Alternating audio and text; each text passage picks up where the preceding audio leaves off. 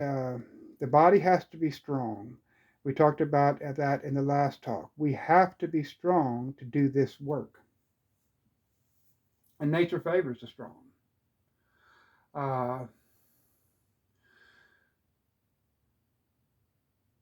Also, the great work begins here with Malkuth. So I'm talking about this, but it begins with the physical body. We talked about that, getting the mind under control, the emotions under control, the body under control.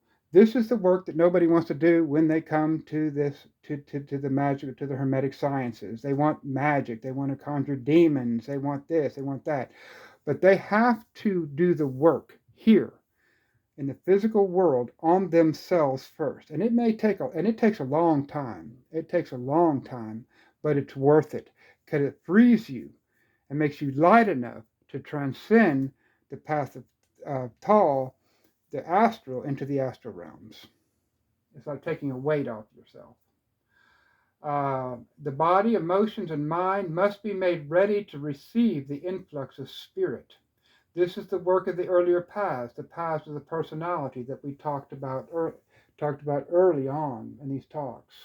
The temple must be made ready before a god can indwell. I myself and my wife are older people, but we're neither one of us are on any pharmaceuticals, uh, and we are senior citizens. Neither one of us are on pharmaceuticals, and I have more stamina than most of the young people that I know because this path has really, it makes you younger, it makes you stronger. Another point that I would like to make is this: the illusion of separation is just that, an illusion. The church wants to teach you that you're a sinner, fallen from grace, you're separated from God. Well, if you're separated from God, nothing exists. They're crazy. The illusion of separation is just an illusion. We have always existed on all levels, but because of incarnation and the programming we receive from the society in which we live, we have been trained to only be aware of one reality. You're told very young, there's nothing. But what they'll tell you is, don't, you're not seeing this, you're not seeing that. Fairies aren't real. This is not real. That is not real. But then they'll give you this crazy stuff to believe in. The stuff that Christianity and these religions teach is like, really? So this is not real, but this crazy shit is? Wow. Okay. But anyway, we won't go into that too much. Yeah, it's crazy.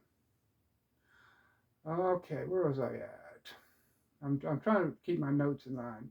Okay, so we have always existed in all levels because of our programming. This is what the journey is all about: deprogramming, becoming aware of who we truly are as spiritual beings having a physical experience. We are not this body. This body is only the vehicle we use during incarnation. Sorrow comes through, sorrow comes through identification with the world of impermanence. Nothing in the carbon based reality will last. Carbon based reality is subject to entropy, for the carbon atom has a lifespan. And this is why the drive to procreate is so strong in nature, in order to keep one foot ahead of that which is breaking it down. The Supreme Self, our true self, has always been present. We, through our work, awaken it from its slumber in the supernals and place it back in its proper place as the sovereign king and ruler of our lives. And I want to say one other thing real fast before I close this talk. I talk a lot about the HGA. What is the HGA? Someone asked me. The HGA is your spirit guide. It is believed that everyone has an angel attached to them at birth, a spirit that's attached to them at birth that guides them through their life. Some people say it's just our higher selves, it is us. Some people say it's a separate entity.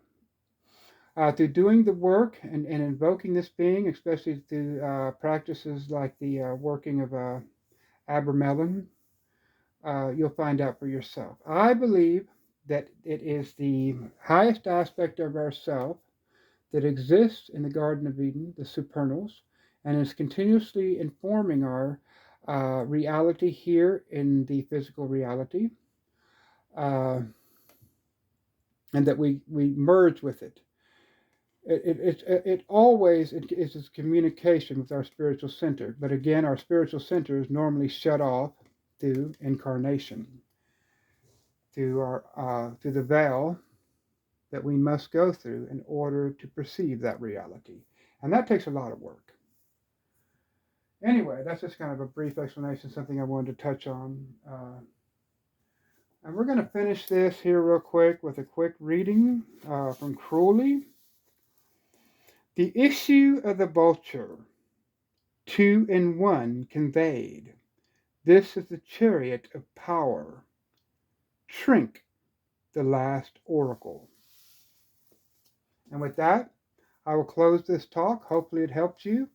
If you like these videos or appreciate what I'm doing, please like them. If you have any questions, please leave it in the comments. Again, my name is Quisheth, and 93.